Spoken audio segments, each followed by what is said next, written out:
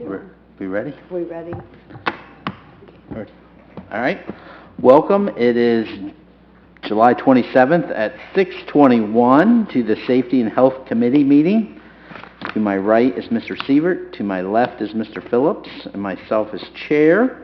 And we're here for two items. The first item is to provide a recommendation regarding amending ordinance section 505.15 to reflect current veterinarian practice regarding rabies vaccinations and improve its enforceability.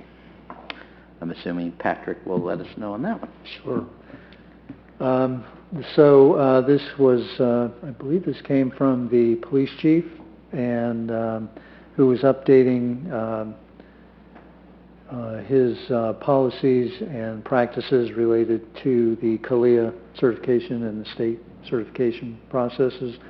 He spoke with the one of the local veterinarians, as well as with the director of law, and is recommending that our current language, which requires annual rabies vaccination updates, that be amended to whatever the current is.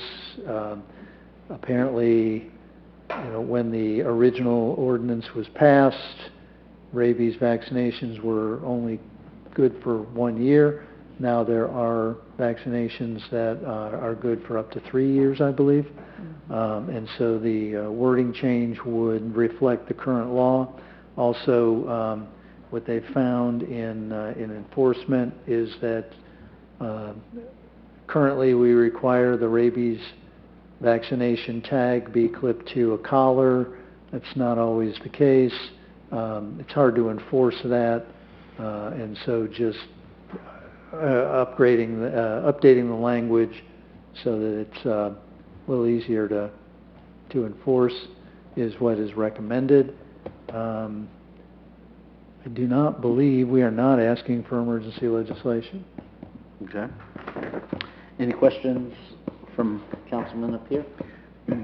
Just for general knowledge, the police department, if someone calls in with a stray animal that wandered up or they've captured or something, when they call the PD, do our fellows take the dog to the animal shelter, or do they leave that with whoever found the dog? Do you know? I don't believe that we will take them. That might be a liability issue. I'm not sure. Don't quote me on that. I do know that they're often the first one to the scene, to the house, and then they will call animal control and try to coordinate something with them. Okay, that's the only question I had on this. I don't see any issue. I have a question. It's not really related to this, but it brought this to mind. Are we doing any further investigation to Ms. Hickman's request regarding leash law? Because Bobby just said when they pick them up, so that refreshed my recollection. She had brought that up, that she wanted that reviewed, and I just didn't know what the current status of that. We had reviewed it. I don't believe that we owe her any more information. I know that Grant felt it was one of the captains came up and spoke on that topic several months ago now. Okay. Thanks. Any other councilmen have questions on this? No, I just know that they do have people on call at the shelter that will, come get the animals.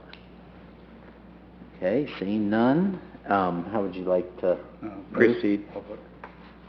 Oh, any public comments on the rabies shots? All right, how would you like to proceed?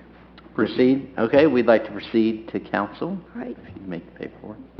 Second item to come before us is to provide a recommendation to council regarding establishing legislation prohibiting persons from living and or residing in an automobile, trailer, house trailer, camper, van, truck, pickup truck, recreational vehicle, boat, or other vehicle or equipment on the public right-of-way. We are considering emergency legislation, so this provision can take effect as soon as possible.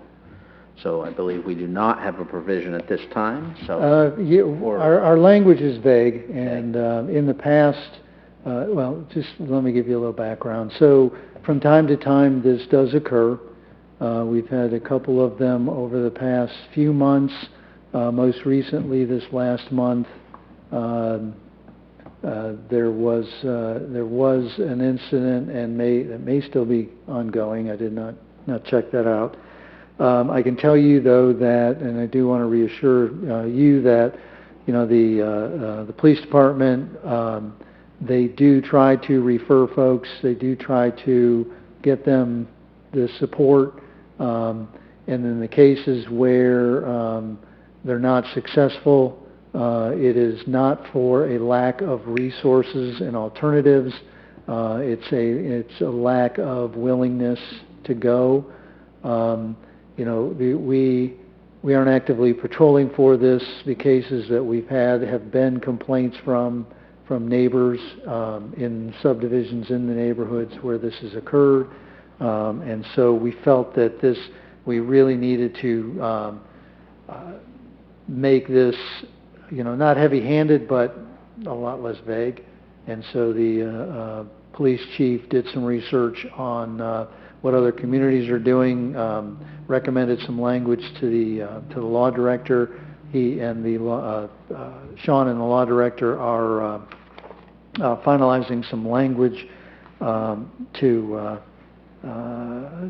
put some clearer enforcement capabilities when it's absolutely necessary. Again, though, our policy is and will continue to be that our first responders, particularly our police officers, do everything they can.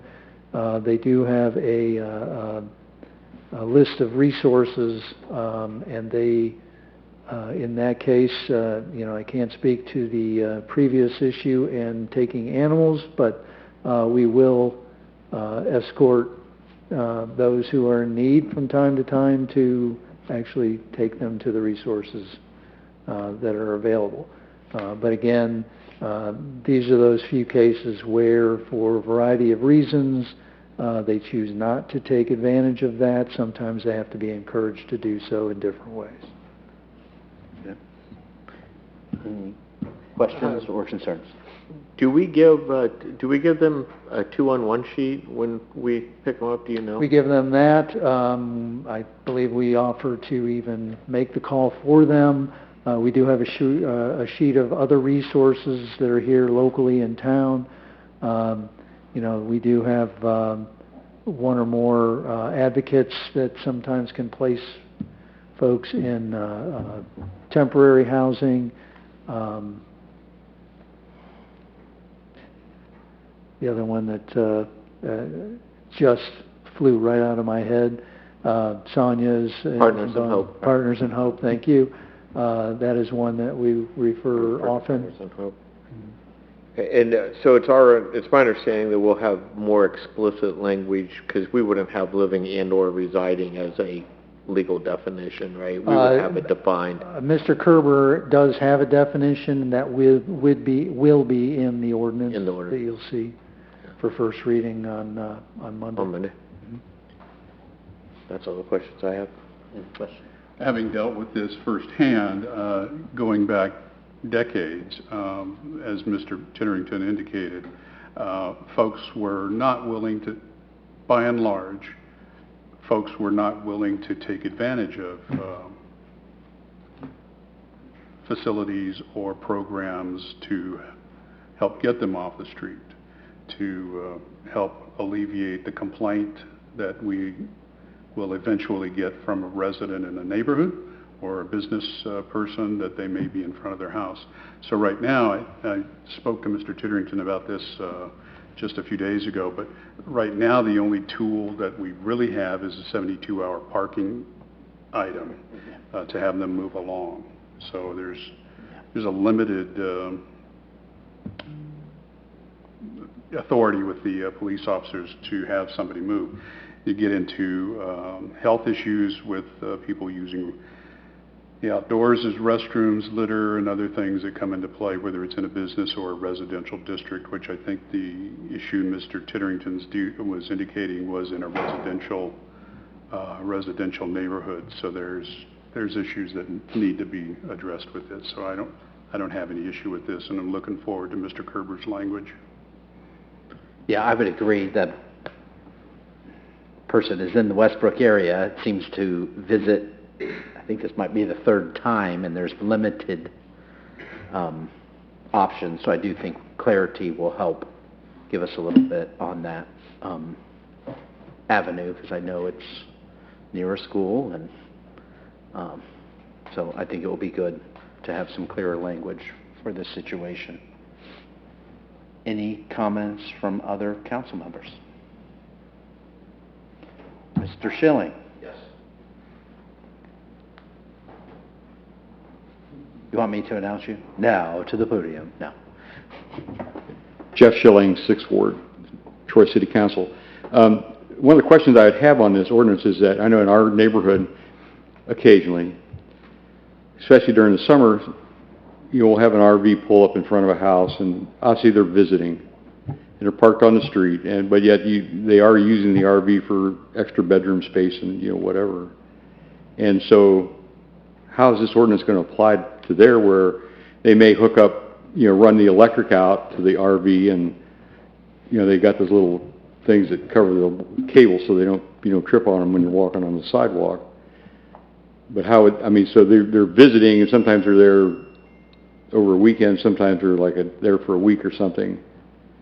And so they're essentially using that as extra bedroom space.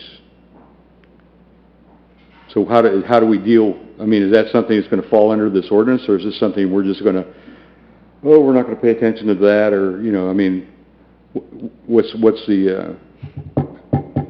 what are some ideas on that? So we have long had an RV ordinance in place that limits the amount of time that they can be there. So this language would coexist with that, and Mr. Kerber knows to make sure there's no conflicts in between the two. So the vacationers would essentially be covered under this ordinance? Yes. There's only a limited time that somebody can be in an RV. They can't spend a week in the RV right now, even without this legislation. Okay. All right. That's not, I don't know if we're having in other neighborhoods, but it happens in mine. Not, I say frequently, but every once in a while. You'll see something like that. Okay. I'm just checking. Other council members? So right now, if somebody's parked on a street, the police will make them move their car to another location? Or, 72 hours, does that mean if they move it around the block, they get another 72 hours? Yes. That's what they're enforcing is the 72-hour parking rule, not habitation, not living in the car, but just the fact that the car is not moving in 72 hours. Okay. And say it's on Walmart's parking lot? That is a private, parking lot, and, if we have instances and we get complaints about that, then we will talk to the business, in this case Walmart, and they have the right to trespass them, and then this ordinance does not apply because it's on private property, but there are other ordinances that come into play. Okay. Yeah, I would agree that a lot of times there's mental health problems involved with this, and it's very difficult to make an adult seek help when they don't want it. Any questions or concerns from the public on this issue? Okay, how would... Proceed emergency? Yes. Proceed emergency? Proceed as staff is All right, indicated. if we could proceed to staff with emergency. Thank you. Anything else to come before the Safety and Health Committee? No. Then we are adjourned.